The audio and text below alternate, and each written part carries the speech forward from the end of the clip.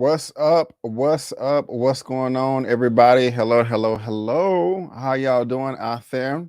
Thank y'all for tuning in. I really, really do appreciate it. Sorry that I'm late. Sorry that I am tardy. I will let you know in a little bit what I was doing, why I'm late. But as you guys are coming on into the room, please give me that thumbs up. Also, let me know if I'm looking good, if I'm sounding good, if you think my do is tight. I don't think that. But shout out to everybody who can guess what film or TV show that's from. But somebody's like, yeah, my do is tight. You know, like I don't remember myself, but I do remember somebody saying that. But happy Sunday, y'all. Happy Sunday. I hope you guys had a great weekend. Hope you had a great day. Hope everything you got done, you know, you got your grocery shopping done, your cooking done, you got your laundry done. I don't have my laundry done yet. That's okay, though, because I'm off work tomorrow. Yeah, no. It's crazy, though. I told myself, now, actually, I didn't tell myself this. I was listening to a friend of mine, and he was like, yo, why do we only take off work on MLK's Day? What about Malcolm X? We should take Malcolm X Day. All Black people across the country should take a PTO day on May 19th, which is this past Thursday, for Malcolm X's birthday. He said that to me like back in like January or February of this year. And I was like, you know what? That makes sense. You know, like why I should do that. I'm gonna take a PTO day every year for Malcolm X's birthday. So it falls on a Thursday. So I put in my PTO for Thursday, Friday, and Monday. Tell me why Thursday came around. I forgot I requested it off and still worked that day. Y'all, I was so pissed off. And I didn't realize that till Friday morning. I was like, wait a minute. I was going to work today too. No, I'm off. Out of office email. I'm out. And so I was able to take Friday and Monday. but I missed Malcolm X Day. So that was the start of my weekend. You know what I'm saying? I hope you guys was much, much better. Also, the reason why I was late is because it literally, you see the time traveler's wife. Yeah, let me. I forgot to take that down. I saw somebody in the comment section talking about that. Like, why do you have that up there? And I was like, how do you know that's what I was talking about? Because it says it right there. I literally just got done recapping episode 1 and 2 of the Time Traveler's Wife that comes on tonight. Episode 2 comes on at tonight on HBO Max. And so that's why I was late. So literally, it's literally uploading right now. I got 30 more percent. No, it's like 4 minutes left. So that'll post right when this is done because it was like 7:05. I'm like, crap, I'm still talking about the show, and I didn't want to rush through the show so that's why I pushed this to 7 o'clock because I was trying to give myself enough time.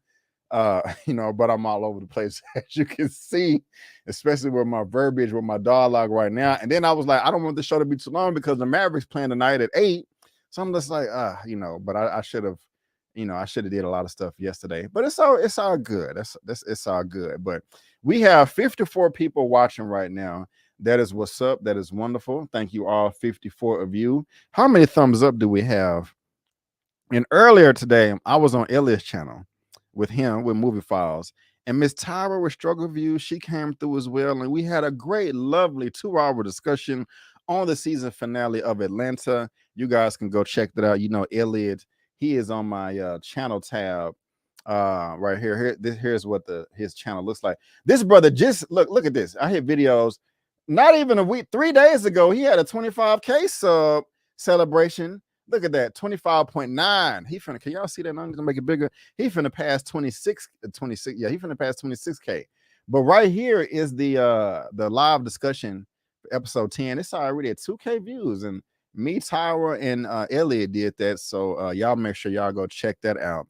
I brought that up for a reason. I don't remember. I think I just wanted to bring it up because I want you guys to go check it out. Oh, when we was there, y'all, we had at least 250 people watching the live. We had over 200 thumbs up.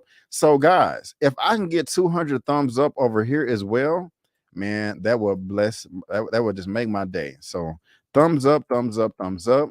All my OG moderators, please help me out as well with the thumbs up party. I would really appreciate it.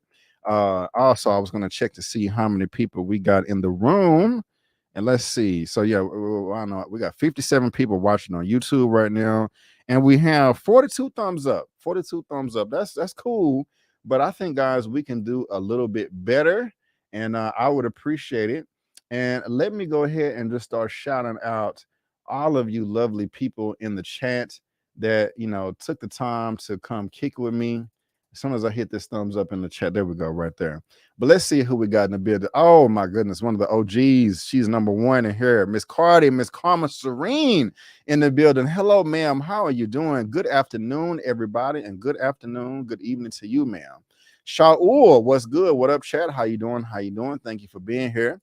Cynthia Charles in the building. Happy Sunday, BKAs. What's good? What's good? What you laughing at, man? What you laughing at? Thank you for being here. We also have Miss Harper in the building. Hey, Miss Harper, how you doing? I'm still laughing at. I sent Eman a message because I was laughing at him so hard when he said that he met you and you was like, because I see your name is Harper and you seem like somebody just so nice, sweet, and jolly. Like, hey, and he said that he was like, hey, how you doing? Who are you? And he was like, I'm Miss Harper. He's like, oh, Miss Harper. Like, I'll bust out laughing. But hey, ma'am, how you doing? Thank you for being here. I do appreciate it.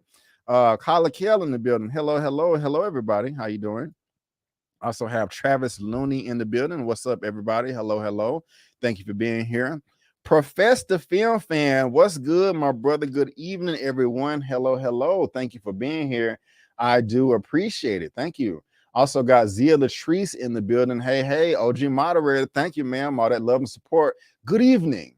Please hit the like as you come in. Thumbs up. Yes. I would really appreciate that. Nary's 21. Hello. Thank you for being here. I'm sorry I'm late. The music was late. I'm late, but hey, we're here now. Thank you for being here, my brother. I appreciate it. Chill Spot, aka Store's Better Half. All right. Happy Sunday, everybody. I heard a new trailer for my hubby movie is supposed to drop tomorrow. I hope Tyka leaves my marriage intact with this one.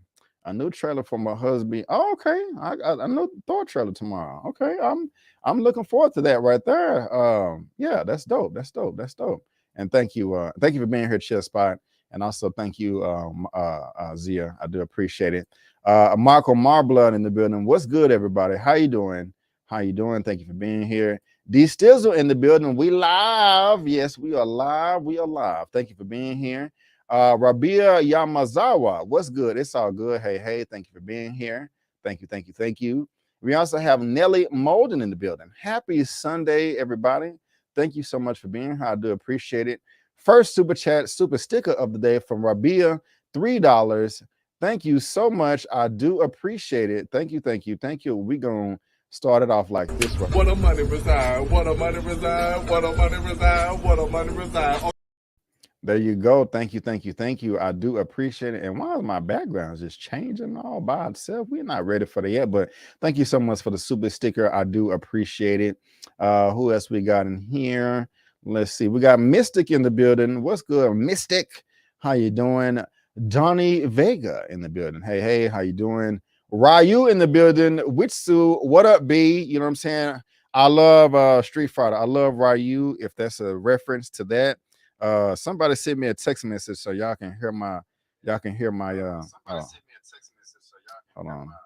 Y'all can hear my notification. I got Hadouken as my ringtone, my notification for it, because I love Ryu. But thank you for being here. I do appreciate it. Miss Maccabee, hey Brandon, just my opinion reviews. Thank you for being here. Hello. Let's see here. Mommy. Yes, hello, Brandon. I've been waiting. I knew she was probably gonna call me and be like, Brandon, are you okay? Did you pass out? Are you dead? You alive? Hey, Mom, how you doing? Mama Avery, thank you so much for being here. I do appreciate it. Love this woman to death. My mama is better than yours. I'm just serious. No, I'm joking. Let's see here. Melissa. Hey, how you doing? Thank you so much for being here. Xander Cage, yes, 2-1 tonight. The Mavericks will come through and win. We're going to speak that into existence. That's what's up right there. That's what's up.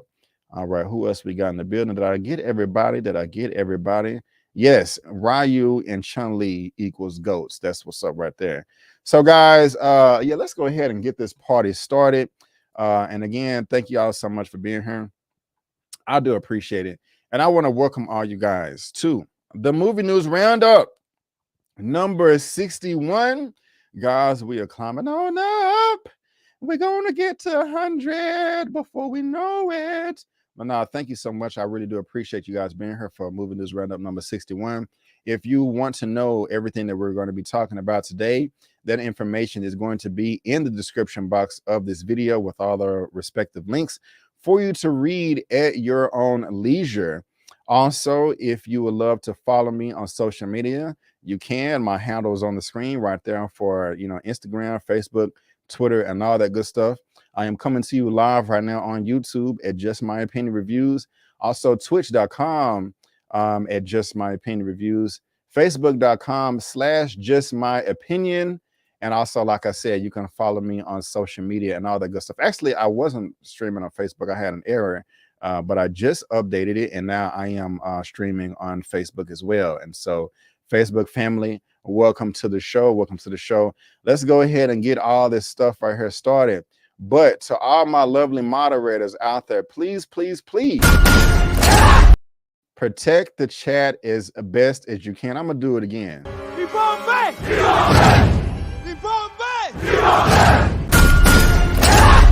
Yes. Again, please protect the chat from all the weirdos, the idiots, racist, white supremacists, the sex bots. We don't need none of that in here. None of that. And like Zia said, road to number 100, road to 100K. Yes. So, guys, as you can see, the background of this broadcast right here is more Doctor Strange. And I really just want to briefly look at the box office just real quick. It came in again, and it's the third weekend, and it came in at number 2. Downton Abbey is it was the number 1. Downton 2 fails to top Doctor. Oh, well, excuse me. Doctor Strange 2. No, I cannot read. Downton 2 fails to top Doctor Strange 2 in the weekend. of battles of the sequels. And so I know a lot of people were kind of throwing around stuff, last week about Doctor Strange possibly failing with the 67% drop. But in this latest weekend right here, Doctor Strange 2 Multiverse of Madness is coming in at 31.6 million. This is domestically, which is the United States and Canada. Downton Abbey is coming in at number 2 at 16 million. The Bad Guys is 6.1 million. Sonic the Hedgehog 2 is still up there at 3.9, and Men is coming through at number 5 at 3.3 million. If I take some time, I may start actually making separate box office videos like I used to do like years ago. I think the last time I did it was in 2008. You guys let me know if you would be interested in that.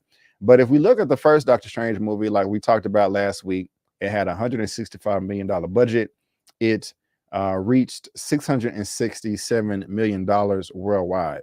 So if we just want to play with the little calculator right here, let's see how many, so we got 677, 796, 076. We're going to divide that by 165 million. So it made 4.1 times its budget. And I always say that it needs to make 3 times the budget for it to be. Some people say 2.5 times the budget, 2.5. I say 3, because you got to cover marketing, production, budget, and all that. So the first film made 4.1 times its budget. Now, if we look at number 2, it is well past 677 million. It is at 803 million worldwide. However, the budget was a little bit more, but it's made more than the first film. So this is still a success. It's still profitable. It's still well over 3 times the budget. But if we say 803 worldwide, 803, 180, 485, and we're going to divide this by 200 million because that's the budget. It's not 165. It's a little bit more expensive. 4 times the budget, y'all. It's not 4.1, but I think it would get there. I think it would get to that 4.1 to be even more profitable than the first film, unless they spend an asinine amount of money on the marketing. So I want to ask you guys this. It is $197 million, to be exact, 196 million and some change away from $1 billion. Will Doctor Strange and the Multiverse of Madness reach the $1 billion club? What do you guys think? Let me know in the chat right now. And what's up, Jaron? What's going on, 215? How you doing? Thank you for being here.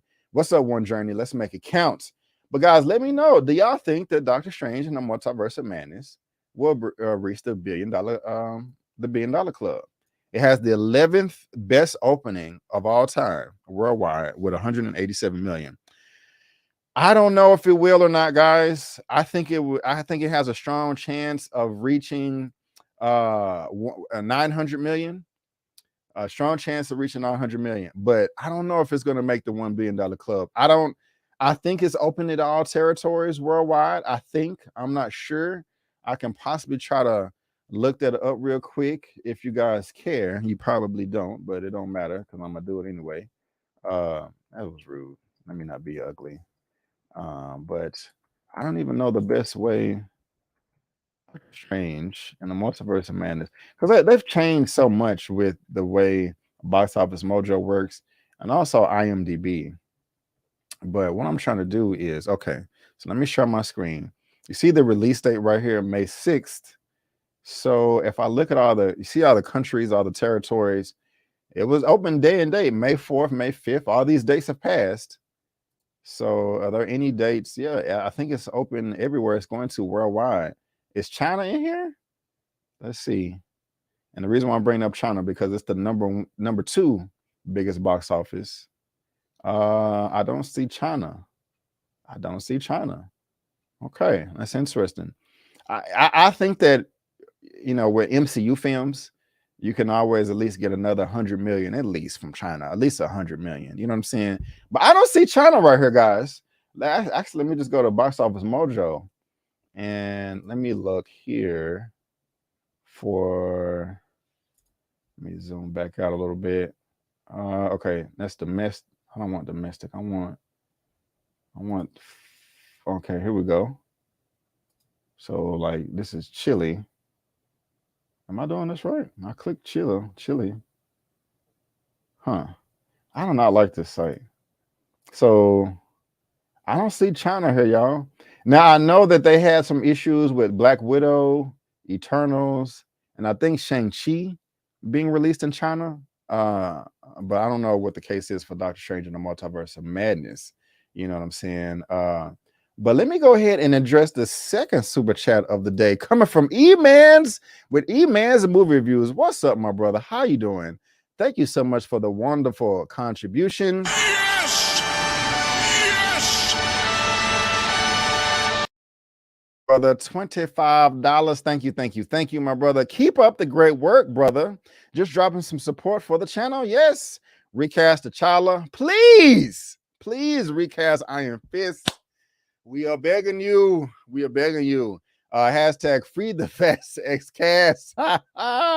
Yeah, because they are trapped by the demonic Vin Diesel. And I'm just playing. He's not demonic. And also hashtag Wanda's a magic Karen. Wanda is a magical Karen. Definitely. I could not read for a second. All that bust up together. Yeah, she is a god damn. Seriously, can you imagine a Karen with magic? Yeah, we're all doomed. Like the Illuminati was in Multiverse of Madness. But my brother, thank you so much for the super chat. I do appreciate it. Guys, he has a wonderful news roundup that he does every Friday on his show as well. So you can check that out. And you know, he makes a ton of good content as well. Look at him on my channel tab right there. Help this brother hit 100K. He's right there. So help him out. He would really appreciate it. So would I. But Eman, thank you so much for the super chat, my brother. I really do appreciate it. And so let's see if anybody thinks that Doctor Strange will reach $1 billion. They will not reach 1 billion. Okay. I don't think it's in China. All right. China is why it won't make it. Gotcha. They can't show in China. I think it's banned from China. I think you guys are right. I probably should have looked it up, but yeah, the Chinese government doesn't like magical stuff, if I remember correctly. Yeah, they are a little I know they don't like the depiction of Satan and the devil. And also, I know we said banned. It meant I know that China has something to where they will only allow a certain amount of foreign films, like we're foreign to them, of course. You know, we're domestic to us. They will only allow like 5 major films from like foreign territories in their country. And we used to have our 10 toes down, but apparently that's not working out. So it's a lot of bread left out there. You know what I'm saying? So we're just gonna have to see. I hope it does. I hope it does reach 1 billion, but I don't think it will. No China due to the 2 mothers. No China due to the 2 mothers. China don't. Oh, that's okay. Yeah, China don't appreciate the gay content. I think, yeah, that is definitely true, Blur Forever. Thank you very much for the comment. Yeah, they're very iffy on that. They don't like that. And the thing is, it wasn't even like, it wasn't even nothing sexual, inappropriate. It was just 2 women in the movie. And the person was like, these are my mothers. So it wasn't like they were locking lips and tonguing each other down. That's interesting. It's everything is relative, because people are like, America is the greatest country in the world because we're free, and China's not because they have this stuff. But at the same time, we have a ton of horrific things that goes up here as well. So that's just interesting. Yeah, they didn't like the gay stuff. They wanted Marvel to remove the mention of alternative lifestyles, and Marvel said no. I do remember that being reported, so thank you. It was banned due to anti-Chinese Communist Party messaging, not the gay content. I don't know about that. I don't know. I'm not saying it's true or not true. I don't know. I'll take that as speculation. But thank you, Cap Nemo. I do appreciate it. Yeah. And Zia says it was still very Disney. So I don't see why they're so strict. Did y'all hear that, Hadouken? Did y'all hear it? Hit a 1 in the chat if you heard it. Geeking out. Okay, enough of that. Let me turn the silent on so I won't be distracted no more. Because y'all gonna be crazy trying to text me. But yeah, I don't know if it's gonna reach the $1 billion club. You guys let me know if y'all think the Doctor Strange will reach the $1 billion club, because I think it will. Zia did hear that. She put a 1 in the chat. And yeah, first film made 89% with the critics. 89% liked it, excuse me. 74% liked it for the sequel. And first one 677 worldwide, second one 803. So that is where we are right now. Also, if you are a Maverick fan, put a 2 in the chat. 2 in the chat if you are a Maverick fan, and you will be checking out the game after you check out myself over here on this movie news roundup show. So now let me go ahead and move on to topic number this is actually, that was off the top. Why am I still in John Campus wording? That was a rando. We just call it a rando. I can't think of anything better than off the top. But the first official topic of the day having to do with that Disney Plus.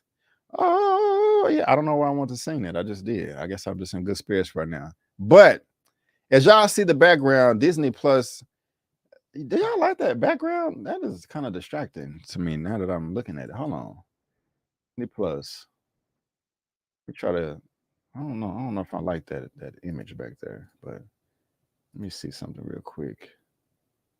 Okay, save, because that's just kind of ugly to me. 1 second, y'all. Backgrounds. Okay, it's all blurry and stuff.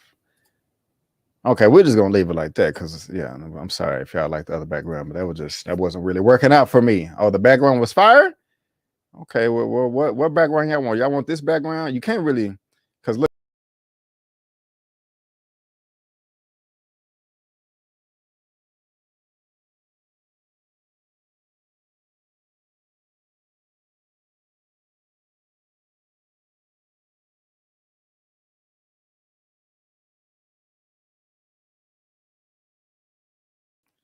My dumb ass. I took myself out, but y'all couldn't see me. I mean, y'all couldn't hear me because I took myself. I'm up here talking. I think Zia, you own it, man. I did that on purpose. I was trying to show y'all the background, man, but it wasn't working out. But anyway, we're gonna do background number 2 because that's annoying the hell out of me. All right. So let's focus. All right, guys. So as y'all know, we have Disney Plus. We've been having it for at least not 2 years, 3 years now. And they was doing great. It popped off in the middle of the pandemic. Everybody's stuck at home. So of course it's going to get a bunch of subscribers. But right now, they're not exactly where they want to be. They're close, but not where they projected to be. And they're trying to figure out ways to get more people in to subscribe and, work everything out. You got families, you got parental controls. But one of the great things is, you don't have ads, because it's a paid service. Hold on, I just saw my other boo thing. Mara Sharice in the building. Hey, y'all, my bad. It's all good. Thank you, Mara, for being here. And let me change this banner right here. But this is going to be the official topic number 1 right here. And this is coming from Variety. And it says, Disney Plus won't take ads for alcohol, politics to keep venue family friendly. And guys, I just want to let you know that if you're watching this via live on the replay, there's a link down to this article in the description box below for you to read at your own leisure. And the article has to say that not every marketer is likely to get its commercials on a new ad-supported version like Disney Plus, a popular streaming service home to Marvel movies like Star Wars series and hours of signature kids program, is about to unveil a new ad-supported tier, part of a broader move by entertainment companies like Disney to lure new subscribers to a broadband entertainment hubs with cheaper subscription levels. Indeed, the new option is one of the most anticipated developments of the looming TV upfront, when TV networks try to sell the bulk of their commercial inventory for the next programming cycle. But Disney is being careful, according to 2 media buyers with knowledge of recent discussions between the company and advertising agencies, wary of overwhelming the streaming outlet with a glut of ads that might obscure the service family-friendly environment. Disney plans to add an advertising-supported version of Disney Plus has been a hot topic for this week as the TV industry gathers in New York for the annual upfront programming presentations. So, guys, let me know in the chat. There's your boy Bob Chapek effing everything up. But you guys let me know in the chat what you think about this. Do you think this is a good idea or a bad idea? Do you think everybody should have, do you think Disney Plus should have an ad tier program or not? And would you pay less for ads or would you continue to pay more so no ads? Ads would be annoying. I do not want to see no ads when I'm trying to watch, She-Hulk and Miss Marvel and Loki and Doctor Strange and all that stuff. I mean, and guys, to be honest with you, Disney Plus, the subscription is not even that much. I would see if it was Netflix levels, but it's not even that amount. It's not even that much money. It's $7.99 a month. Why am I getting so excited? $7.99 a month. I mean, that's not so. How much is it going to be for the ad tier? $3.99, $4.99. I don't think the article says it. I don't think the article lists that. If I missed it, let me know, because again, there's a link to this down in the description box below for you to read at your own leisure. But what do y'all think about this? And also, shout out to let me get this comment in a second. The thing is, and I lost my train of thought that quick. It's already cheap. Now, this article says, I got my train of thought back. They're not going to take ads for alcohol and politics. Now, I can definitely understand you not doing politics. That would be stupid as hell. That would be a bad idea. You don't need to be no pro this, Republican, Democrat, whatever, moderate, whatever. We don't need none of that right there. Keep that to yourself. Politics, religion, sex, sensitive topics. But why not alcohol? The reason why, now, of course, you don't want alcohol being advertised to children. Duh, no.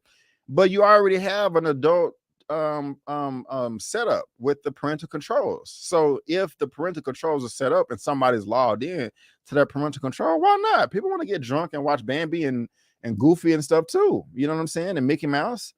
I mean, have you ads for kids? Have you ads for this group of people? And have you ads for adults too? I mean, that makes sense to me. I don't know what y'all think. There go Chapek. And shout out to Movie Files. Like I said, I was on this gentleman's channel earlier. What up, everybody? Do y'all hear that? Thumbs up party, and we are all invited. Yes, thumbs up, thumbs up, thumbs up. Elliot, thank you so much. This brother is in my channel tab. Make sure you subscribe and go watch all his videos as well. But what is Zia saying? It's a good idea for profit, but it's going to be annoying for subscribers. HBO Max only shows like 2 ads every now and then, and it's not too bad. You know what? Thank you, Zia. I have HBO Max, but I don't watch it that frequently. But I haven't, me personally, I have not noticed an ad pop up on my HBO Max subscription. So I cannot necessarily say if it would be annoying for me or not. But thank you for the comment, ma'am. I do appreciate it. But at the same time, if people say it's going to be annoying, I mean, if you don't have to pay for it, you can continue paying your $7.99 a month right now and not get ads. But I mean, how can you be annoyed if you pay for a lower tier? I think this is win-win. I think this is a great idea. I mean, bring in the money. But Derek 11 says bad idea. It's not like it's not like. Okay. Let's see here. Let me guess. All the ads will be Disney products. Possibly. They got to be raising their prices. They got to be. Yeah, they will be raising it eventually. I mean, it's already been raised from when it started. I think it was $4.99 when Disney Plus started out. You pay for convenience. Alcohol ads should pop up during Netflix Marvel movies. Yeah, I got you. Because I see what you're saying. Yeah, I got you. So I think this is I mean, if you have the option to pay, and I think that they should include the alcohol stuff in there, when you have the parental control stuff set up. So I think that I think it'll be a good idea to even put the alcohol in there on top of the ads. The executives say Disney has already signaled to agencies that the new version of Disney Plus will not accept alcohol or political advertising at its launch. Streaming wars. Disney declined to make executives available for comment. Media buyers indicated they were a little surprised by the amount of control the company is exerting over the potential ad roster for the service. But also noted the dynamic might create a sense of scarcity for Disney Plus commercial inventories, which could in turn increase demand from marketers interested in the service. Interesting. Here's a upfront schedule. So I'm not going to read this whole thing, guys. I went over the gist of it. However, if you want to know all the nitty gritty, all that good stuff, there is a link to this article in the description box below for you to read at your own leisure. And we're looking at Chapek right now. I believe his contract with Disney is up, I think either February of next year or April. And I just don't, I hope he doesn't come back. I really do. Because I am just personally not a fan of the man. And I don't think he's done anything good. While he's been actually the only good thing that he's done is the parental controls. Because to my understanding, I don't think Bob Iger, the previous CEO, was a fan of that. But you know, Iger has come through and changed it up, and I have not heard any complaints. You know, because kids don't have access to it, so that makes sense to me. Before we move on to topic number 2, guys, I see that we have 99 people watching right now. Can I get 99 thumbs up? I would really appreciate that. And let's see here. How many thumbs up do we have? We have, turn that down. 73 thumbs up. Come on, guys. We can do better than that. Thumbs up, thumbs up, thumbs up party. Thumbs up party. Help your boy out. I would really, really appreciate it. But let's go ahead and move on to this topic number 2. And this is something I'm really, really looking forward to right here, big time. It's law-abiding citizen with Russell. I forgot this dude's not Russell Crowe. Gerard Butler and Jamie Foxx. This movie came out in 2009, and it looks like we may be getting a sequel. And if we do, I'm really, really excited about that. If we do, I would love that. But before I move on, though, let me do this real quick. Finally, a worthy opponent. Our battle will be legendary. Y'all know what that means. Coming to the stage. You call. I'm gonna clean you out again. Welcome, I'm Lando Calrissian. I'm the administrator of this facility. Wookiees stand out in the crowd. It's good to see you too, old buddy. We had each other. Hold on, Chewie.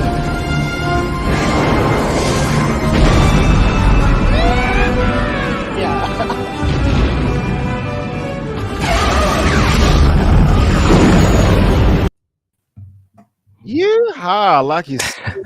What's good, my brother? It is Elliot with Movie Files. How you doing, my brother? Good, man. Don't you love just a good Star Wars film, man? I miss the old Star Wars movies, man. But we got Obi-Wan Kenobi. What's going on, though, Brandon? How we doing tonight, man? We are doing great, man. Doing even better that you are here to talk this movie news, man. I do appreciate it. Yeah. And yes, dude, I do enjoy a good Star Wars. And bro, like this Obi-Wan snuck up on me. Like I think that was yesterday. I was like, oh snap, it's gonna pop off next week. Bro, you know next week is gonna be wild. Stranger Things, then Obi-Wan, Maverick. I mean, where does the time go? Like, how are we gonna watch all this stuff, B? It is going down. We got to make time. Yeah, but man. Like I said, y'all, this is LA with Movie Files. This gentleman is on my channel tab, so y'all make sure y'all go subscribe to him and help him reach 26K. He's right there. This is what the brother's channel looks like. And like I said earlier today, we had an epic 2-hour discussion on the season finale for Atlanta. So y'all make sure y'all go watch that after you watch this. Actually, watch my Time Traveler's Wife first. And then you can go watch his. It don't matter. Just watch it. I'm gonna check out that review because I'm not too. It's based on a book, right? Based on a novel. Yes. I think I remember seeing the film, but I can't remember. I cannot wait to.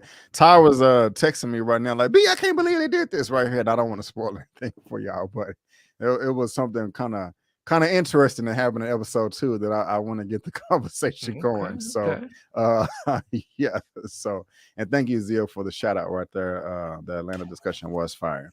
But Elliot, man, I got this second topic right here, man. Law-abiding citizen. Did you see the film that came out in 2009 with Gerard Butler and Jamie Foxx? Yeah, man, and we were talking about it a little bit earlier, man. I remember enjoying it. I vaguely remember some key moments. We talked about, the ending kind of leaves it for like, how are they gonna do a sequel? But we talked about that off camera. But yeah, man, I was a fan of it. Jamie Foxx, one of my favorite actors of all time, and Gerard Butler, probably one of my favorite performances by him, next to 300 and a couple other films, but that's definitely something that comes to mind. Gerard Butler was really well in it, as well as Jamie Foxx. Yeah, man. You said that was really well, and I agreed. The critics didn't feel that way. They gave it a 26%. Only 26% of the critics liked it out of 162 reviews. But the audiences did like it. So they were just like, this is illogical. My dad is also one who was like, Brandon, that is the stupidest movie ever. Nobody would do what I was like. Yes, they would. I'm trying to remember. His family died, right? And he was like taking the law in his own hands, and his daughter and I think his wife were murdered in front of him. Like there was a home invasion. It was a home invasion. Somebody knocked at the door, hit him in the head. He passed out, and they killed him. He woke up and they was dead. And then the prosecution, made a deal with the bad guy. With the like, hey, if you work for me, we'll give you a lighter sentence. And he was like, this is some BS. So I don't know if he came back from the dead or not, but I have this from slashfilm.com. Law Abiding Citizen is getting a Law Abiding sequel. Nice. Yeah, man. And I thoroughly enjoyed this movie, man, because I'm not gonna lie, I'm a big sucker for vigilante justice. I mean, I'm sorry, if somebody comes and murders my daughter, I'm gonna go after them. I'm gonna murder them. You know what I'm saying? And so it is what it is. My mom's the same way. But Gerard Butler led a vigilante. Oh, what's going on? It's the multiverse. Okay. Okay, I can't do that. That's what the hell? Okay, I guess I can't make it bigger because the ads are going crazy. Hold on, okay, that's just not gonna work out, huh? But Gerard Butler led a vigilante thriller is getting a sequel over a decade after its release. Village Roadshow Pictures has announced it's working on a follow-up to 2009's Law Abiding Citizen.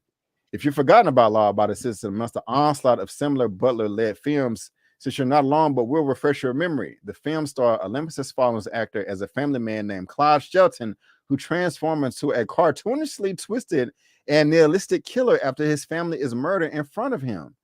The plot starts off like a typical revenge thriller with Butler out for blood when one of the murderers slips through the cracks of the criminal justice system.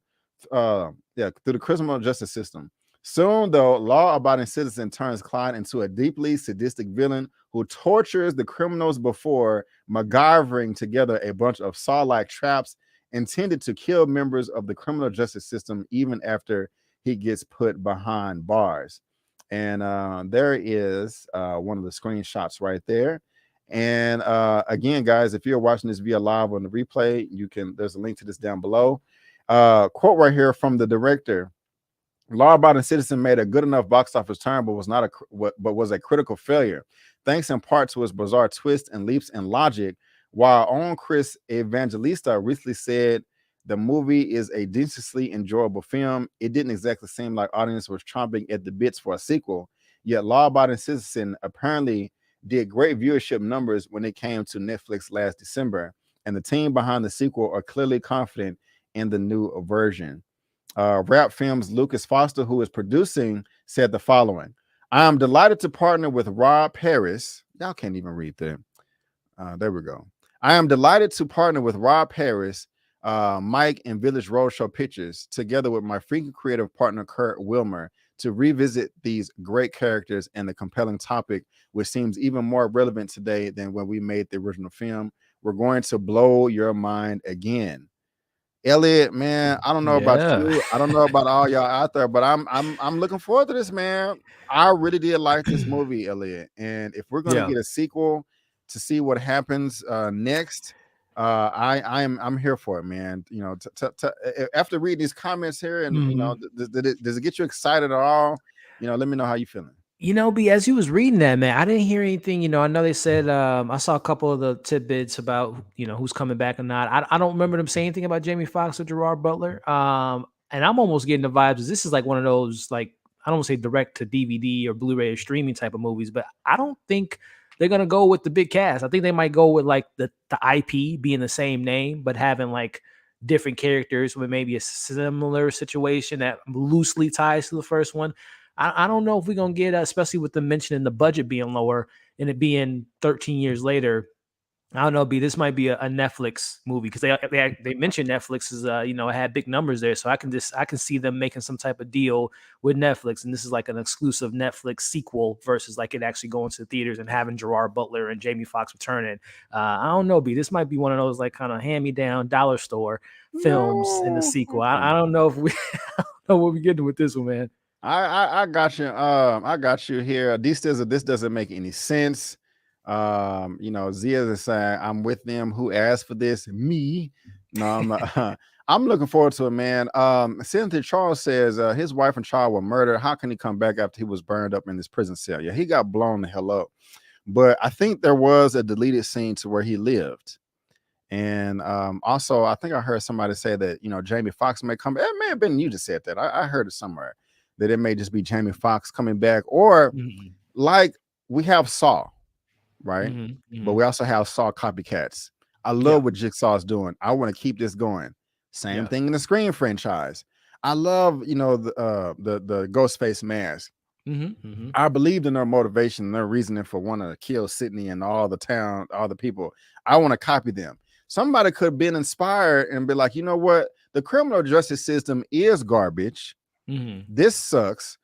I want to repeat what this guy has done here. Something was happening to me. My family was murdered. I didn't get justice, and they look up his case and like learn from his mistakes. What made his revenge plot strong, or what made it weak? How did he get caught? How did Jamie Foxx and other people capture him? You know what I'm saying? They could do it. They could do it that way. And I think, and I just thought about that too. You know what I'm saying? I didn't even think about that before I started the live, but there you go. I would be happy with it, man. It make all the money in the world. That's what I say. But 13 years later, is there a besides you? Is there like an audience that's like thriving for the sequel? Probably not, man. It's a little too late. I'm probably the only one, So, but I mean, it made barely enough money for them to do it again. 100 like 50 million. It didn't quite make 3 times, but it didn't. I don't want to say a little. It's kind of in the break even territory. It may have made a little bit of money. It may have profited a little bit. Dan Lala said that she don't even remember the film. I'm right there with you. I'm like, okay, I remember that, but I don't remember a lot of it, man. But I do remember. I think I did really much enjoy it, but I don't know, man. I think it might be too late for this one, B. Before we move on, what about Macaulay Culkin if he comes through? Because he was good with them traps. Yes, get Kevin McAllister. He's the guy building the trap. That would be hilarious with Home Alone in this franchise. Man, do it. That would be dope. Thank you for that comment, Root2M. That was actually kind of funny. But y'all, I may be the only person on the planet, and I'm spitting everywhere, that's looking forward to this. But I think it'll be great because I really did enjoy this movie. I really enjoyed this movie. Like I was bragging about it, raving about it. I saw it in the theaters, all that. So guys, if you want to read this any further, there is a link down to this in the description box below for you to read at your own leisure. Didn't make that much money. Critics hated it, but I loved it. All things are subjective, and so we're just going to see how that develops. And please let me know if you are interested in seeing it, because I am dying to know. But now let's move on to the third topic of the day. This is Elliot's most anticipated Disney Plus show ever to be released. I know he is just super excited about it. The trailer just came out. I know he is loving Mark Ruffalo and his depiction of the Hulk and all that. And that brings us to topic number 3 right here. They got this from the Hollywood Reporter. She-Hulk attorney at law trailer smashes 78 million views in 24 hours. Elliot, what is going on? We're going to talk about it, guys. And again, if you're watching this via live or on the replay, there's a link down to this article in the description box for you to read at your own leisure. But yeah, man, the trailer dropped last week, and we can play it if y'all want me to. I know Elliot is down to see it again. But guys, a lot of people was complaining about that CGI, including myself, just saying that it's garbage, it's trash. I got a reaction on my channel if you want to go check that out. It was not good. So what caused this this explosion of views in the first 24 hours? The first look at the upcoming show starring Tatiana Maslany is the second biggest trailer debut for a Marvel Studios series behind The Falcon and the Winter Soldier. And that only had that because they had a Super Bowl spot. So that's interesting right there. Like why all this popped off. But the article goes on to say fans clearly liked when she was angry. The first trailer, Attorney at Law, ripped through 78 million views in 24 hours. That enormous viewership is the second largest trailer debut for a Marvel Studios series behind The Falcon and the Winter Soldier. The first look series, which starred Tatiana Maslany, spread through social media like wildfire, immediately becoming the #1 trend on Twitter. The trailer is nearly 2 minutes long and features Mark Ruffalo reprising into the cinematic universe Bruce Banner, aka the Hulk. She-Hulk Attorney at Law follows Jennifer Walters as she navigates the complicated life of a single 30-something attorney who also happens to be a green 6'7" inch superpowered Hulk. The 9-episode series, which is great, welcomes a host of NCU vets, including Ruffalo as Smart Hulk, Tim Roth reprising his role as Emil Blonsky, aka the Abomination, and fan favorite Benedict Wong. Our cast also includes these people as well. Elliot, I'm coming to you, man. What do you think? This is bizarre to me. I never would have thought in a million years that this would have gotten so many views within 24 hours. What do you think the reason is? Do you think it's because some type of because it's just the Hulk, and Hulk is like a fan favorite, you know, like behind Superman and Batman? I think it's safe to say that Hulk is probably #3 most popular superhero of all time behind those two. Is it because of the Hulk? Is it because of, you know, Tatiana Maslany, and we get to see some type of woman empowerment? It's not just Black Widow where it's just a human. This is a strong, superpowered woman. Yeah. Do you think it was the complaints from all the CGI and people just had to see what the fuss was about? I have no idea, my brother. I'm passing to you. What do you think caused all these views? All great examples, all great reasonings, but the last thing you said is what I think resulted to a lot of people watching this trailer, because people love a good car crash. They love a good bad they want to know what is the word, why is everyone talking about this trailer? And I think for the and I'll get into some of the positives, but I think mostly people were like, bad CGI, oh, I gotta see this, and then they, you know, the conversation going, they don't want to suffer from FOMO. So I do think a lot of people did gravitate towards this trailer because they heard so many things about it, but more particularly the CGI. But also, too, just to be fair, we are still kind of in the hype of Marvel. We all know they're on this incredible run. We just came from Doctor Strange. You know, we got Love and Thunder coming up, and it's just kind of caught within the same zeitgeist of the conversation. So there are obviously people that are excited for it. And to be fair, too, I mean, there are some you know, incredible, not even the Hulk fans, but She-Hulk fans. I know she has a pretty good following. I'm not too familiar with Jennifer Walters in the comics, but the stuff I do know, she is a very interesting, fun character. You know, she broke the fourth wall before Deadpool even did. So she has, you know, a lot of that going for her. And it doesn't help or hurt, I should say, that this is, you know, continuing that in the new character, you know, mindset in regards to, okay, we're building this team. You know, we got the Moon Knight, we got the Falcon and Winter Soldier, we got, you know, everything that we gotten so far with Elena and you know, Kate Bishop. So they're building this new roster. So I think people are, you know, excited to see what's to come. But I think at the end of the day, the trailer got the numbers because people was like, oh, I gotta see this car crash. Let's see how bad this CGI really is. Right. I agree with you, man. Mara was saying it trended because it's trash. That's hilarious. I agree. And I especially want to hear from the ladies out there too, you know, because this is a woman superhero, so to speak. But I agree with you, man. I think it's just because the word of mouth of them saying it's, well, I think it's a mixture. I think it's that, and I just think this is different. You know, I'm like, I like the trailer, Elliot. I actually love the trailer, other than the CGI. If the CGI wasn't so bad, this would have, you know, been a standout trailer. You know, it was just really fun to me while I was watching this, and so I think that's what it had to do with it. You know, I know I like the Hulk sex reference towards the end. You Oh, know, the yeah, as the guy. I mean, I don't think people control. were just. I don't think people was out there like, oh my gosh, she's about to smash some guy. Go, everybody, go watch the trailer. You know, I don't think it's that. And help me out with this, bro. Yeah. Why is the CGI in Hulk better than the CGI for her? I don't understand that. Well, first off, I mean, if you go back and play the trailer, the Hulk, he's just, and you know how I feel about the Hulk, Brandon. I think he's like kill the character off. Like I need no more Hulk. They have completely made him into a he's the Drax of the MCU, in my opinion. Like he has all the jokes now, and it is so weird that they're giving Bruce Banner, you know, kind of funniness and all that to both of them now, and it just doesn't make sense to me. But to answer your question, I think just because they have the blueprint, you know, that we have already seen this Hulk, Avengers, and, you know, Avengers 2, Infinity War, and so they already know kind of the rendering process. So it's pretty much you know, like they can do it with their eyes closed at this point.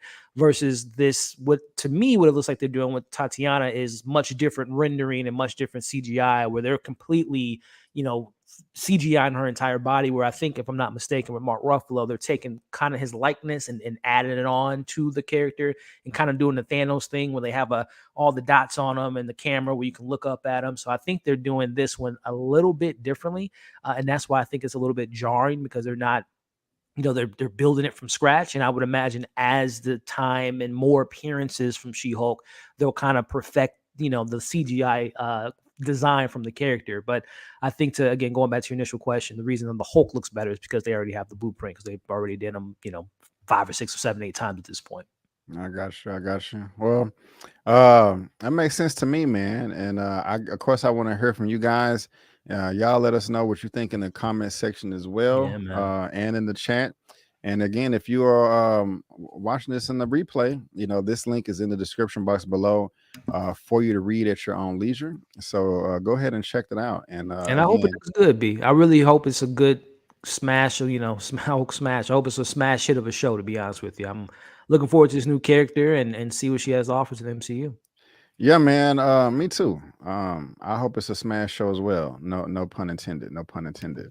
But staying in the realm of comic book, man, you like this Secret Invasion background or this one right here? Which one you like, 2 or 1? That first one. I like that first one. Let's do the first one. This one right here? Yeah. Okay, gotcha. So the guys, this is the next topic of the day. I think this is number 4. Staying on that comic book news, I'm really looking forward to this right here. This is coming from Screen Rant.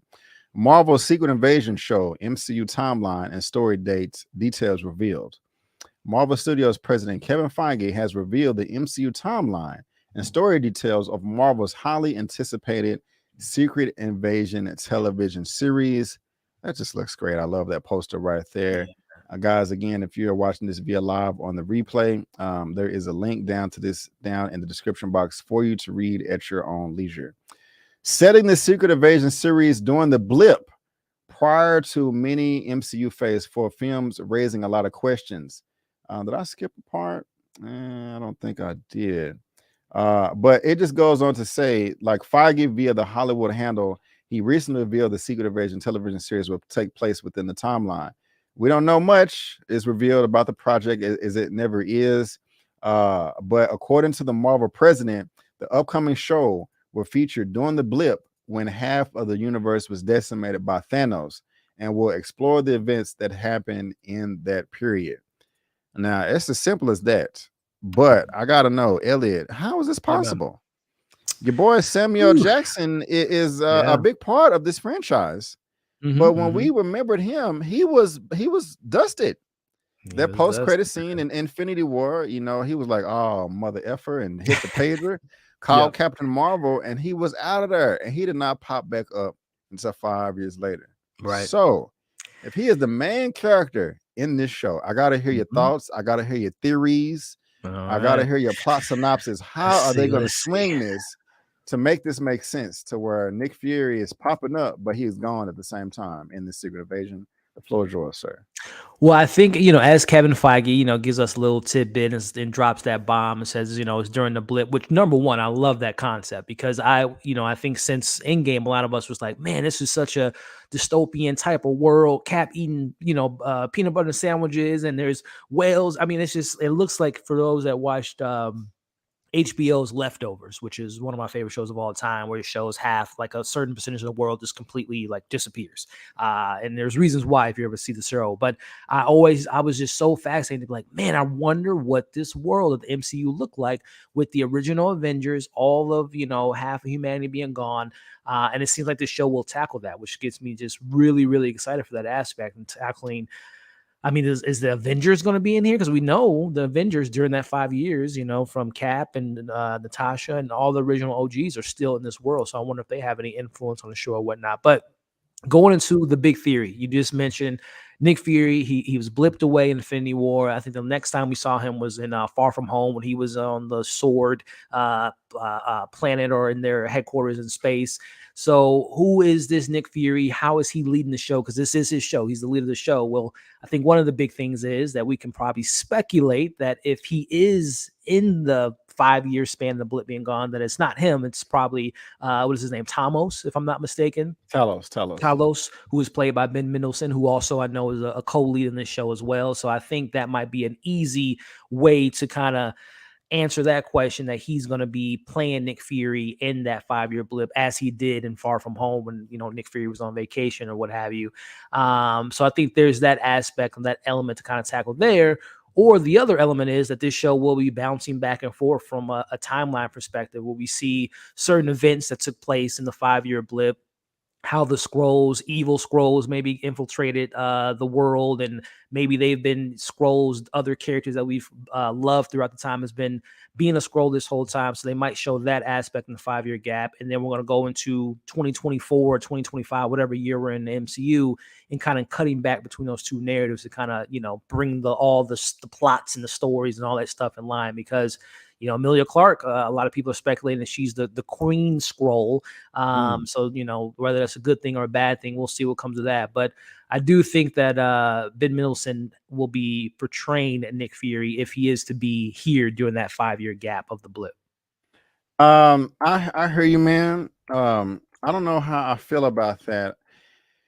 I'm on the fence with this, because if we were to do the time thing, hopping back and forth, that could work, but I want the actual Nick Fury.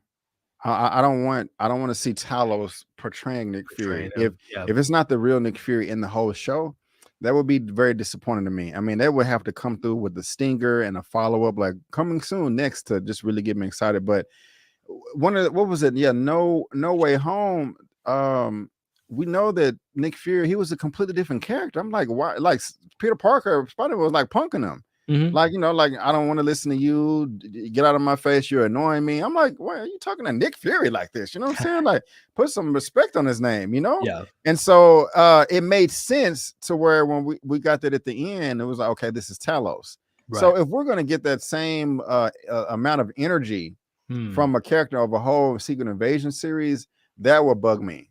It doesn't get me excited. I'm not saying that they can't pull it off and it won't be dope as hell, but that does not get me excited.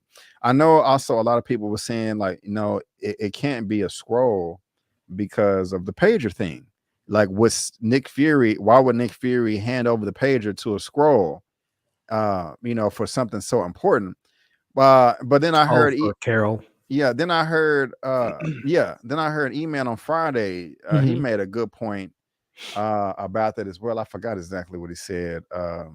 Just saying, well, no, that is plausible. But I forgot, he had a good reason. I just can't think of it right now. No, I mean, I don't know what Eman said, but I would think the most plausible reason would be because, I mean, he knows Carol. They're close friends. They have a good relationship. I mean, he might be more connected to her than Nick Fury at some points with him dealing with the Avengers. So I think he would trust him with that because he's the leader of that particular, portion or sector of the Skrull. So let me make sure I understand what you're saying. So you think Nick Fury trusts Talos enough to give him the pager for Captain Marvel instead of keeping that himself? Yeah, I think so. Okay. I think so. I mean, we're acting like Captain Marvel is like she is a nuclear bomb, but it's just it's just a pager. I think Talos is smart enough, intelligent enough. He is a leader, even though I know you mentioned he was kind of goofy in No Way Home, which I'm not the biggest Far From Home. I'm not the biggest fan of that film as it is. But I think based on what we saw from him in Captain Marvel, he has, he's a leader. He led his people, and I think he can make those tough decisions and make that call if need be. And if we are to assume that he had the pager the whole time, he didn't use it. If we assume he was on Earth the whole time, he only used it for a catastrophic event as Infinity War. So I think he has the credentials to hold that pager. Okay, well, yeah, that makes sense. And actually, me hearing you say that, I think that's exactly what Eman said. So that makes sense. So y'all's ideas are in line. So that's pretty cool. What's up, baby? To Shiro. The Skrulls infiltration in the comics was big. It was shocking who was a Skrull. Yeah. If y'all haven't seen Earth Mightiest Hero, like Avengers Earth Mightiest Heroes, that is on Disney Plus now, they have a Skrull invasion storyline. And it was fantastic. It destroyed the Avengers. Nobody, it really destroyed them because nobody could trust anybody. They even infiltrated Wakanda. And so it was pretty dope. So you guys can go check that out. I hope it's great. Me too, bro. 6 episodes. That does not seem like a lot, though, man. Yeah, it doesn't seem like the way. If we're going off the tone of what we've had before for Secret Invasion, 6 episodes, this doesn't seem like enough. This is an Avenger level type of storyline, man. Yeah. So what I think this show, which it kind of sucks, but I think this is a palette. This is a prequel, prelude to Captain Marvel 2 and getting deeper into that element of the Marvel. So I think this would be like a soft tease leading to the bigger events that we're going to see in Captain Marvel 2. So it does sucks because we're looking to the first time we get Secret Invasion and really dive deep into it. But I think this is just part 1 of a continuate story within TV show translated into the big screen, and then probably obviously still having more ramifications of whatever takes place in that story. I agree. Is Secret Invasion before or after Armor Wars? It is it is before. I don't know when Armor Wars is coming out. If that's has a date. I'm really looking forward to Armor Wars too. Me too, man. Me too. Yeah. I still wish it was Don Cheadle. Not Don Cheadle, but what's the other guy? Terrence Howard. Terrence Howard, yeah. I still wish it was Terrence Howard. I love Don Cheadle, but I still wish it was Terrence Howard. But I am looking forward to Armor Wars, so thank y'all for that. Yeah, but y'all, let me see. Common Core, if it's 6 episodes, I think it's going to be a tease, like Ellie said, which kind of sucks because it's an interesting story. And here, this is the only thing I'll give them a little bit. It's such a big story that I don't think a single film or a single show would be able to handle that storyline. So again, this is what Marvel's doing. They're essentially their own comic book run at this point. This is just a one story tied to a next story into the next. So I think this is just a good way to give the people that aren't comic book fans or familiar with the IP a nice little easier way to be more digestible to understand the story. And then we're going to see it continue on without, like I said, Carol's sequel and probably even Photon having something. I think it's going to be a multiple story show movie type of plot. And like you said, man, some arcs cannot be told in one series or film.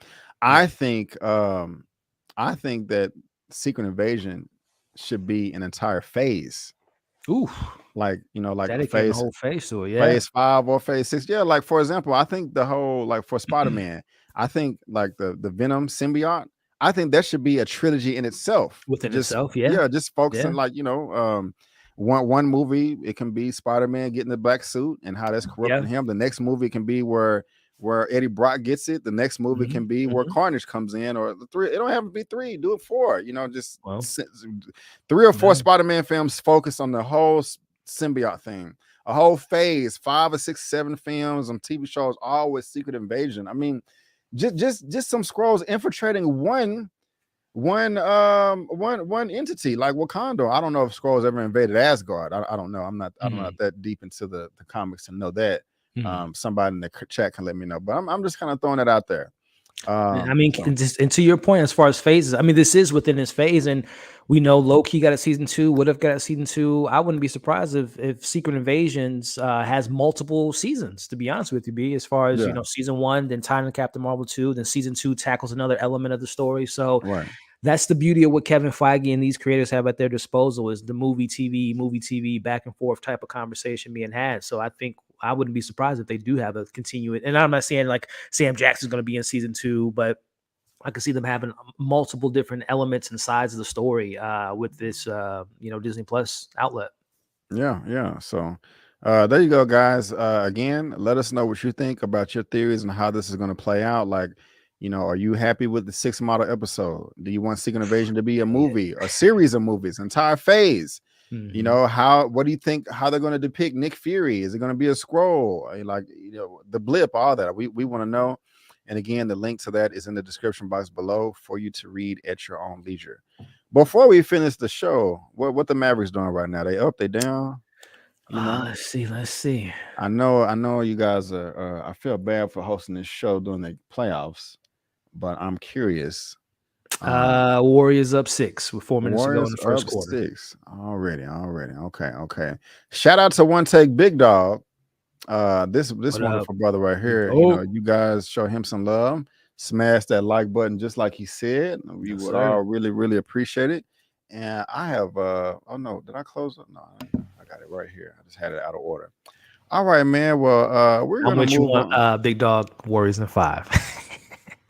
I'm Boo, sorry, the boo, Warriors in boo, 5. Boo. I'm a Maverick fan. I gotta represent here in Dallas. You know what I'm saying? So it's all good. It's all good. But let's move on to this next topic right here, man. Talking about some more comic book stuff that I'm really excited about. Yes, sir. We got a nice surprise in Spider-Man No Way Home. Yes. Your boy was catching some bricks coming through, and Peter Parker was like, "How did you do that?" I'm a really good lawyer. Well, it looks like we're going to be getting more of that lawyer. And this is coming from Variety. It says Daredevil, Disney Plus series in the works with Matt Corman, Chris Ord said to write. They have the exclusive. Now, this is a picture from the Netflix series that's now Disney Plus. A new Daredevil series is moving forward to Disney Plus, where Variety have exclusively learned from sources that Matt Corman and Chris Ord are attached to write and produce. Rumors have persisted for some time that a Disney Plus series about the Man Without Fear was in the works, especially considering that 2 of the stars of the Netflix Daredevil series, Charlie Cox, and Vincent D'Onofrio, have appeared in recent Marvel projects. Cox once again played Matt Murdock, the series The Secret Identity. I'm sorry, I clicked the button and that made the image move and it made me lose where I was reading. Secret Identity of Daredevil in the film Spider-Man No Way Home, while D'Onofrio reprised the role of Wilson Fisk, aka Kingpin, in the Disney Plus series Hawkeye. It now appears that the project is picking up steam with the hiring of Corman and Ord, although Marvel has yet to announce anything regarding the show formally.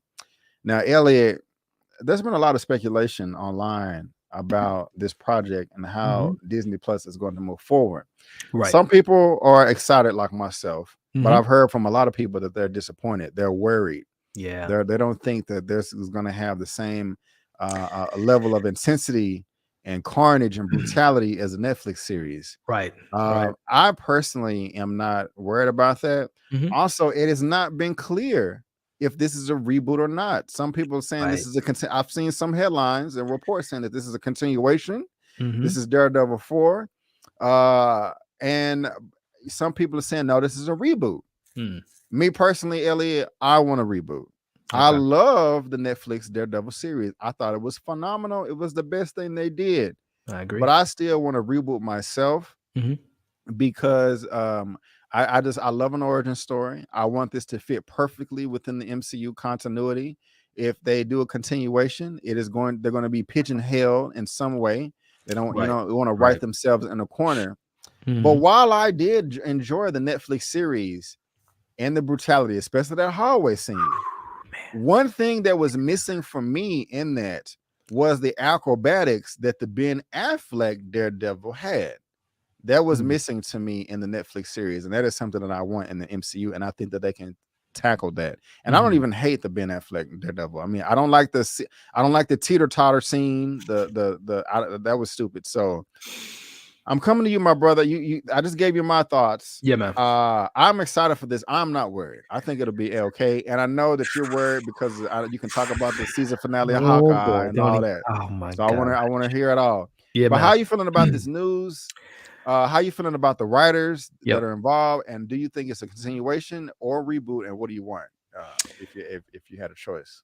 Man, this is why can't we do both? Why can't we do both? And what I mean by that is there is already an establishment of this character in a 3-season arc with that character, with maybe some familiar other characters like Foggy and Karen and all the different players that we know from that show that can make their way in here, and you don't have to build all that up again, but kind of rebooting it in a sense of that we know that we are, this is 616 MCU. This is, their version of the character.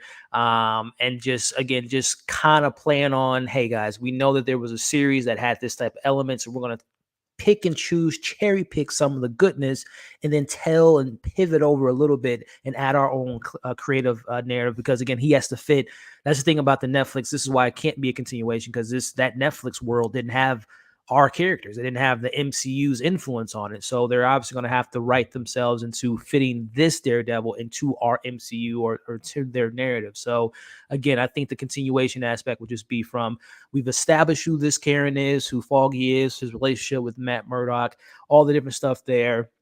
But then the reboot comes in because we have to introduce this character into the MCU's main narrative that we have in the story that we have going on. But my fear does come in again. What we just talked about it with Secret Invasion. This whole 6-episode thing that they got going. I'm excited that She-Hulk is 9 episodes. So hopefully they're playing with the idea of variations and things of that nature, switching it up. Every show doesn't have to have that same mold. And I will say, as far as Daredevil, I always feel like Daredevil was almost like on Netflix had 1 or 2 too many episodes. Like I think they were like 13 episodes per season. I thought 10 could have been perfect for that, but neither here nor there. I'm excited for it. I hope they don't do the 6 arc season type of thing. And I really do hope, and I know it's not going to be the same brutality like you mentioned. But find your lane, Marvel, with these characters. Don't neuter the characters as I know that they're doing with the Hulk right now and some other characters in the MCU. So find your tone, cherry pick what Netflix did, add to it, and just bring the people what they love, because you don't bring this actor back if you don't if you don't know what to do with them. So we'll see, man. But I will say the thing that gets me nervous is what they did to Kingpin and Hawkeye. Makes me a little bit nervous for the show, because they completely neutered and downgraded that character to the I have not disagreed with you more. I like Kingpin and the only thing in Hawkeye and Hawkeye. I'm sorry, The only thing that I will agree with you that was whack was the Hawaiian shirt. I will agree. Hawaiian shirt be just a hold on. Let me get to it. The reason, and I know it was comic book accurate, but when you go from Netflix where he's just suited and booted to a T, just looking so fresh and so clean, right? Then he has on this hey, can I get a hug type Hawaiian shirt, whack guy, that did kind of rub me the wrong way. Yeah. But Elliot, the guy was powerful as hell. He got hit by a car. He was hit by a car and still got up. That's just badass. That just shows how much strength he has. Okay. He literally did a scorpion get over here. Okay. To Kate Bishop, man. He took an arrow to the chest. It was like, what is this? Right. Get over here and knocked her out. I do not promote men hitting on women. Yeah, no. But the fact that he didn't care and was like, oh well, knock your little ass out. Okay. I gotta give it to him. And the third thing, bro, is Kate Bishop did not land one blow on him. I would see if she came in there and hit him with a little combo, kicked him and backed up and like, yeah, Kingpin, what's up? Yep. That would be whack. But bro, I went back and watched. She did not land one hit on him, and she won. She won by dumb luck. I'm just saying, man. Out of a 1 out of 50 chance, Kingpin will win 45 times out of 50. She won one because she lucked out because she had him in an enclosed area, and it was explosions. And so there's not too many people can but that's why they made it work for me. You can rebut if you want to. We're gonna rebut. We're gonna rebuttal. We're gonna do it all. B. I mean, so my man said he got hit by a car. Check. He got arrows. Just like, what is this? What is this? Kids foolery. He does all that. He rips. I mean, he's the Hulk in this show, right? B. So he did all that to be bested by Kate Bishop. B, come on. Kate Bishop, I know that was building the character, all that stuff. It's comic book 101. To show that your hero is just as badass, you got to show them taking out someone that's supposedly more badass than them. The fact that she was able to even compete with Kingpin within it took my man, let me bring it back home to Daredevil. It took Matt Murdock 3 seasons to beat this man, and it took her 15 seconds to come up with an idea to beat this individual after just learning how to, become a quote unquote hero within her series within 6 episodes. I ain't here for it, B. I will never forgive Marvel for what they did to Kingpin. You don't downgrade a character to upgrade a character. It just doesn't work that way in the confines of this show. I don't know, man. What? How would you feel if somebody was standing on the roof and shot a bazooka at him and it knocked him out? Like, I mean, that's really. I don't. That's the same thing to me, man. Hey, you're entitled to feel the way you feel. But I mean, you gotta admit, it took Matt Murdock 3 seasons to go head to head with him, and it took her just that one fight to luckily. Why couldn't Matt Murdock? I won't argue with that. They could have made us work for it. They could have built up to it. Level 10 boss mode, and oh man, I feel you. I feel you, but I can't forgive him, B. I can't forgive him. Okay. Well, agree with B on Hawkeye Kingpin. He was more fitable and a truer to his comic book character. Okay, he lost to Kate Bishop, but okay. Yeah. Elliot is ready to explode. That's what OneTakeBigDog says. Big Dog, it hurts my heart to see Kingpin. Vanessa. Yeah. Like that. Yeah, we'll see. Comic Court says Kingpin was whack. Thank you. They should have never added him to the show. Why didn't they see how dumb the writing was for him? We'll see, man. Maybe they will redeem him. I forgot we got an Echo show coming too next year. So that show, man. That you talk about again, like they just mentioned. Why not just have her be the villain of the show? They just had to throw in Kingpin and just. I got you. Man. Just real quick before we move on, the writers are Matt Corman and also Chris Ord. They wrote Deck the Halls and Covert Affairs. Now, that does not get me excited or tickle my fancy. However, I do remember that the Russo brothers. I was just about to say, yes, sir. Yep. They didn't have a nice filmography that got me excited either. Community and Marley, the dog movie, and then they came and gave us the best Captain America movie of all time. Exactly. So that's the only reason I have faith in this, because if they didn't do that, I would be like, what are y'all doing? So y'all let us know what y'all think about this Daredevil, Disney Plus, what you think about the writers. What you think about the level of violence that we may or may not get, and if this is going to be a continuation or a reboot. This is in the description box below, and whether you're watching via live on the replay, please let us know what you think down in the chat. I would really appreciate it. So let's move on to, we got 2 topics left, and we're not going to be here forever. I know you guys want to go to bed and watch the Maverick game and all that, but we have this coming from ebony.com, a website that I have not ever featured on this channel. And I don't know if Elliot is a fan of this actress, because I know you don't watch Snowfall. Right. I heard it's great from you, Larry, Lamont, everyone. I heard it's great, so I just got to find some time to add it to the schedule. Yep. But you do watch Atlanta. Yes, sir. And we were just talking about season 2, episode 7, titled Champagne Poppy. In that episode, we had Zazie Beetz as Vanessa. We also had Candace pop up in an episode, but we also had another young lady by the name of Gail Bean that was in the episode too. She took the gummies and was tripping balls thinking that she was dying and stuff like that. Yeah, that sister is named Gail Bean. She's a great actress. I like her a lot. I'm trying to pull an image up for her right now just so you guys can see her. But she's up and coming, and I done clicked the wrong button. Just give me 1 second. I'm talking about she was in this episode right here, Champagne Poppy, right here. And while this ad is on the screen, it's bugging the hell out of me. But here we are right here. If y'all can see the cursor, this is Gail Bean right here that popped up in Atlanta. She was also in Snowfall, but she's also going to be popping up in P Valley for season 2. coming up in June 1st. And I have this report right here that I'm pretty excited. I just want to give her some shout out. From Wanda on Snowfall to her new role on P-Valley, actress Gail Bean does John Singleton proud. And rest in peace, John Singleton. You know, we do miss you, my brother. Here's the wonderful sister right here. She's beautiful. She's gorgeous. She's doing a great job in Snowfall. She did a great job in Atlanta, and I can't wait to see her in P-Valley.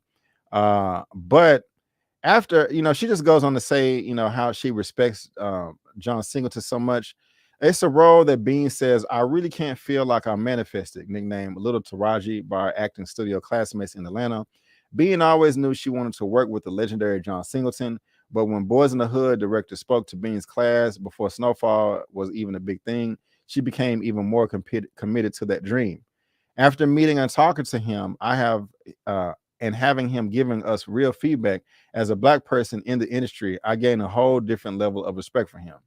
So years later, I moved to LA and had unexpected on her resume. She heard about his show Snowfall and pressed her reps about it.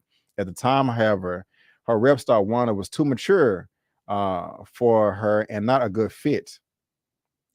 My bad. As soon as I did that, I lost my... Where was I at? A good fit. Damn, I did it again. Oh, Being persistent and landed a chemistry read with the actor Isaiah John, who played Leon. And though Bean and John had never met before that moment, they studied at the same Atlanta where Singleton spoke. Are you familiar? Like, real quick, at the time, Bean admits that she really didn't know who was playing Wanda. To be honest, Snowfall hit me with some stuff I didn't expect. She tells Ebony, I didn't know Wanda was going to do drugs and then eventually be an addict. Snowfall continuously challenges me episode after episode, season after season, because I don't get the scripts in advance to know what is happening in real time. Again, I know you're probably not too familiar with her, and there's another quote I'm going to read as well. But from the little that you know of her in Atlanta, is she somebody that's ever stood out to you? I mean, you can give your opinions on how she feels as an actress, and sure. I mean, do you think that she inspires you enough to check her out in not in Snowfall, but in P-Valley, that's going to be debuting on Stars next week? You know, let me know how you feel. Yeah, no, I mean, P-Valley is another show that's been brought to my attention. I remember seeing the ads for second season, right? Is the new one that's coming out? Okay. Yeah, no, I remember when it was coming out, and it wasn't too many people cover. I know Sharronda covered it for a little bit, and you know, from her opinion, from what I gathered from it, seems like a really interesting show. From what I gathered from the little bit that I do know about the show, it sounds like it's like Players Club on TV. I like the TV form of it, which I love that film, by the way. It's going to be trouble. So, but no, one of these days, no, I got to check it out, man. I heard it's good. But to answer your initial question, yeah, just from the little small sample I got from her in Atlanta, I enjoyed her, man. She was fun. You know, I think there's a couple things in acting that is really hard for people to do, which number one, when people are pretending to sleep, I think it takes a very talented actor to do that. But also when people are pretending to be under the influence, whether it's, you know, alcohol or drugs influence. And I felt she played it because recreational stuff, I've had my fair share of having fun with the homies, and you know, when you're under the influence, and I thought she did a good job of portraying someone that just took something that definitely changed her demeanor and her you know, her persona, what have you. So no, I think she has a very bright career ahead of her. From again, based on what I saw from Atlanta, and I wish her nothing the best, and hope she just continues to do big things on Snowfall, on P-Valley, on, you know, maybe we get her back in Atlanta season 3 to come back up, you know, and maybe because her and Darius was kind of hitting it off in that episode. Well, to a certain extent, he was just talking about, you know, what Darius rambling about. So maybe, you know, we can get her back in season 3. But yeah, man, I'm rooting for her and hope nothing for the best for her career, man. She seems like she has a very bright career ahead of her. Yeah, no, some of her last words right here. She says, you know, because Snowfall has to do with the crack epidemic. You know, there are some people who are still alive, who are still surviving. They're survivors. They're victims of the crack epidemic. And I'm grateful because I'm able to tell the addict story, but I'm also able to tell the survivor story, Bean says of Wanda. And I think that's dope. Like you said, recreational, you know, you can kind of relate. You know, if you've ever partaken in that, and then somebody's trying to depict that in a TV show or a movie, you know, oh, that's, you know, realistic. That's not, because I always get, I mean, she's doing much harder drugs than weed, but I can't stand the over exaggeration of how people depict people that are high off marijuana and TV. Man. It's so stupid. Overacting. But Yes. yeah, it's just like, oh, it's never realistic. It's Yeah. always over the top. You know, I can't relate to doing crack, but it looked real the way she did it. Yeah. And so I watched a couple of the episodes of the first season Yeah. of P Valley, and it was cool, but then it kind of took a turn and I lost interest, and I was like, I don't think I'm coming back. But Larry, Tower of Struggle Reviews TV, and a few other people in our comment section, and also Gail Bean being part of season 2, it does motivate me to come back to it and give it a visit, give it a try, and possibly give you guys some recaps. I may be doing that with Tower too. And so, because I really liked her, and so you know, this is motivating me to come back. And is she a lead or one of the more supporting characters on Snowfall? Is her character still around or no? Yeah, she's still around. She's not like a lead, but she's a strong supporting character. Okay. Strong supporting character. You know, she I'll just say this: she started out like a normal, you know, upstanding, respectable woman. Yeah. She got hooked on crack, and she was out of there, man. She was just, it was horrible. I was like, damn, what happened to Wanda? But then she got clean, and now, like last season, she's put away the drugs and she's clean now, trying to get her life right. And so it's been a roller coaster for her character, and she did a great job. And so I'm really looking forward to this. So shout out Miss Gail Bean.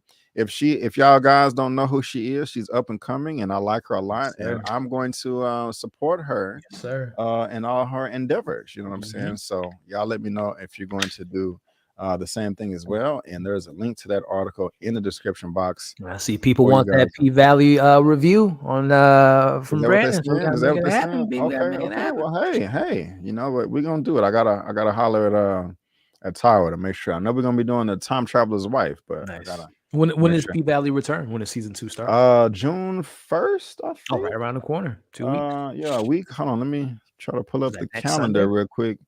I think so. If Zia, help me out. I know it's a week or 2 from now. Okay. I know it's in June for sure, but it's probably gonna be a week or 2 from now. So nice. I may have to reach out to Stars to see if I can get some access for that, because they helped me out with Power, even though that last season was not the best. It was not the best, but there you go, guys. Again, there's a link down to that in the description box for you to read at your own leisure. But let's go ahead and move on to the last topic of the day, having to do with your boy Chris Rock. Oh boy. And the slap that was heard from around the world with Will Smith. You know, last topic of the day, guys. This is coming from Deadline. Oscars. ABC open to Chris Rock hosting next year. Of course, there's a picture right there. ABC will air the 95th Annual Academy Awards on Sunday, March 12th. And Craig Erwich promises that Disney-owned network will make the telecast even better than this year. What, Elliot?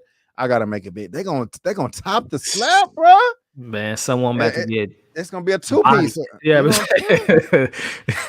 body gonna get body slammed on the stage. Exactly. You know, Erich, who is president of entertainment at ABC, told Deadline that despite the Will Smith slap on Chris Rock, he thought it was a really successful year for the show. I bet. He was also open to the idea of a Rock hosting the show. My assessment of the Oscars was that it was really a successful year for the show. Obviously, there was a lot of controversy, which overshadowed a lot of the positive things about the show. But I was really happy with the program, he said. Even before that very unfortunate moment, the show started off up year over year, and we came back in a big way. And so, and the new serial, the show, which was hosted by Wanda Sykes, Amy Schumer, and Regina Hall, was nearly 60% in audience and 73% in the key demo from the hostess 2021 Oscars, capturing 16.6 viewers. It was the biggest bounce back of any award show this season.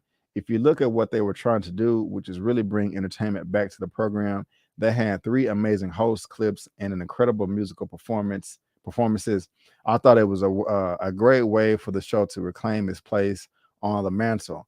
There's always things to learn, and we'll endeavor to. There's always things to learn, and we'll endeavor to do even better next year. And so I don't know. I have my opinion on this, whether they should proceed with this or not, with Chris Yeah. Rock coming back. But what do you think, man? Do you think that they should have Chris Rock come back to host the Oscars next year?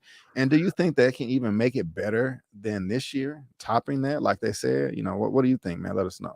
I mean, let's be honest. The Oscars have not been entertaining for me, at least. I'll just speak for myself. For many, many, many years, they're boring. If I'm being honest with you, they're too long, and they're trying to slim it down by not giving people the credit they deserve in certain categories being taken out, and it still end up being longer than the year before. So. To me, honestly, I don't care who hosts the Oscars. I think they need to really revamp just the whole style, the format of the whole program within itself. But to answer the question as far as Chris Rock, to me, man, I don't know. This seems like they're just like taking advantage of the situation, being like, "Hey, man, we know you got slapped last year, but hey, let's make it up to you by giving you the hosting gig." Which, I mean, shout out to Chris if he takes the gig. I mean, that's money in his pocket. Laugh at all the haters being like, "Hey, I got slapped last year. I'm hosting it this year, and probably do a good job at it." And if he does host it, there's going to be many skits and different. They're going to probably try to react it and have someone come on. They're going to do all the stuff just to kind of get the numbers, but I don't think Chris needs it at this point in his career. But again, I see it more as a ploy from ABC trying to get the ratings. Like, oh, remember what happened last year? We're gonna bring one of those guys back. We'll see if we'll make sure Will Smith is nowhere near the premises, which we all know he's been banned from it anyway. But I don't know, man. I could care less because I don't really watch the Oscars for the host. I just see, what movies win and people getting their credit when it's due. So we'll see, man. But I don't think Chris Rock needs this. So we'll see what happens. Yeah, I don't think Chris Rock needs it either. But I would love for him to come back, either him or Kevin Hart. Kevin Hart. Yeah, Kevin Hart. He didn't necessarily host it. I mean, he was about to, but he resigned. Got canceled. But I think that they should do like a duo, man. Like, because lately they haven't really been having hosts the past few years. They've just been kind of transitioning in and out. That's just been kind of weird for me. Yeah. The Oscars, overall, it can be boring. Yeah. The Golden Globes is a much entertaining show, but the Golden Globes are stupid and meaningless and pointless. They have a bunch of controversy, but why not bring them back? I mean, Chris Rock saved the day. He showed a ton of professionalism. It's gonna bring up the views because people are gonna want to hear what he has to say. People are gonna want to hear the jokes. I mean, I know. Excuse me, we already have our ear to the ground, but I know that me personally, I would tune in just to hear him talk about it, just to hear him joke about it. Yeah. I mean, it could be, like you said, Elliot, they're going to do the jokes, but hey, bring the jokes in. I want to see the jokes. I mean, they can have somebody dressed up as Will Smith as a joke running up there and, have him do some Mortal Kombat style movie. But then wouldn't that be so hypocritical of them to do that? To do all the stuff that they did to ban him from the show and then just to make fun of it? That kind of seems like they're just making fun of their decision to bring it up back on the show. I guess it's just the delivery and how it's done. How it's done, yeah. No, sure. They would have to, go over it with a fine-tooth comb, and I would be fine with that. But I think they would be stupid if they didn't bring Chris Rock back, in my opinion. I know they're not gonna muzzle him, try to silence him. Like, okay, we're gonna bring you back, but don't bring up what happened last year because of blah blah blah blah. He's gonna be like, no. So they should pay this man a lot, and hopefully it works out for him. So I like the Dave Chappelle thoughts. I would like to see Dave because I think that would be. Has he ever hosted Oscars before? Mm-mm. That would be he's not going to, they wouldn't pick him to do it. Because you talk about don't say that, don't say ain't nothing off limits with Dave. F these Oscars. I don't give a damn. I'll take a shit on the stage, type thing. So I think Chris Rock should come back. But guys, y'all let us know what you think. Are you a fan of the Oscars? Of course, I'm sure you watched it this year, but do you ever watch it and do you enjoy it, or are you bored like Elliot? And do you think that Chris Rock should come back? And if he does come back, do you think he should talk about what happened and joke about it, or leave that behind stage? Let us know whether you're watching this via live on the replay. And again, this link to this article is in the description box for you to read at your own leisure. And so, guys, where'd Elliot go? guys, that is it for the movie news roundup show. Just real quick, yes, all that to remind people about the slap people tried to ruin Will Smith's career over it. They do that, I would be pissed. I got you. But thank you for that comment right there. And Amy, talking about she's still traumatized. She can go kick rocks or whatever, but screw her. But yeah, guys, that's gonna wrap it up for us today. Wasn't that many topics. Sometimes we have busy weeks, sometimes it's not that busy. But that is going to wrap it up today for the movie news roundup show number 61. We're getting larger and larger each week, and I thank all of you. Again, if you are interested in everything that we had to discuss today, there's links to all those in the description box below for you to read at your own leisure. And of course, if you love what the panelists had to say, coming from my boy Elliot right here, his information is in the description box of this video. Before we head out, man, what do you have going on your channel that you would like to promote to all the good people out there? Yeah, man. Well, hey, always first and foremost, B, thank you for having me on. Thanks to everyone in the chat for having this show be awesome. Great comments, great laughs, great thoughts on everyone in the chat. So appreciate you as always, B. As far as this week, in less than an hour, we'll be talking for any Barry fans out there. We'll be talking about the latest episode of Barry. And as far as movies go, Top Gun Maverick, checking it out tomorrow night. So expect a review for that later in the week. We have, what else is coming? Well, I mentioned earlier, Stranger Things season 4.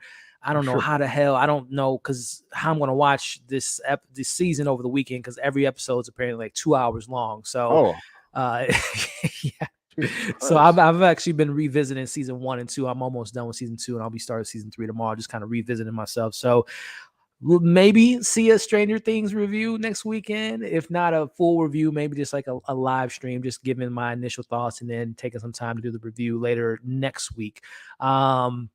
We have Obi-Wan, which we'll be probably talking about a little bit. It's so much, man. But neither here nor there. I say all that to say, check out my channel, hit the bell notification. So if I miss something here, you'll get a chance to see it when it drops on the channel. But again, B, I appreciate you having me on tonight. Thank you for joining my channel earlier today, and I hope everyone has a great rest of the week. And let's go Warriors. Yes. No, I'd take that back. Screw the Warriors. I don't. No, the Warriors suck. No, I'm joking. Now, before I promote what I'm gonna be doing on my channel, just real quick, because I'm trying to upload it right now. I thought that it already came on, but no, I thought it was coming on now. I can't talk. I thought it was premiering at 9:30, but it actually can't. It's already out right now. And so y'all give me 2 seconds real quick because I do want to promote this. 1 second. Schedule premiere. Today's the 22nd. So we're gonna do this at okay. Where we at? Hold on. 9 p.m. Okay. Schedule that. Thank you, Elliot. I do appreciate it. And thank you for coming on to my show as well, my brother. I really do appreciate it. And like you said, man, we had a great discussion earlier today. As far as what's going on my channel, guys, like I said, we got the live going on right here. But I just posted it. Time Traveler's Wife, episode 2, recap and review. And so that's going to be filling up your subscription feed at 9 p.m. CST. That is in a few minutes from now. So make sure you check that out. I should have already had it posted, but I didn't know the video. I didn't know the episode had already come out. Also, I have my recap of Atlanta as well. I'm also doing Young Justice, and I just wrapped on Halo. There is my She-Hulk trailer. And so shows that you can look forward to me is The Staircase as well, P-Valley, Time Traveler's Wife, and another show that it's in its 6th week, but I still haven't started yet. I don't want to talk about it until I start it. And so I'm kind of behind on that. But guys, oh, you got the Warriors background now. That's whack. Anyway, go Mavericks. No, but guys, again, I do appreciate it. And before y'all leave, please go ahead and give me the thumbs up. I would appreciate it. But before you go, don't forget that I'm B. Avery. That's Elliot. And that's just our opinion. Peace out. Warriors. Mavericks. And we'll see you next time.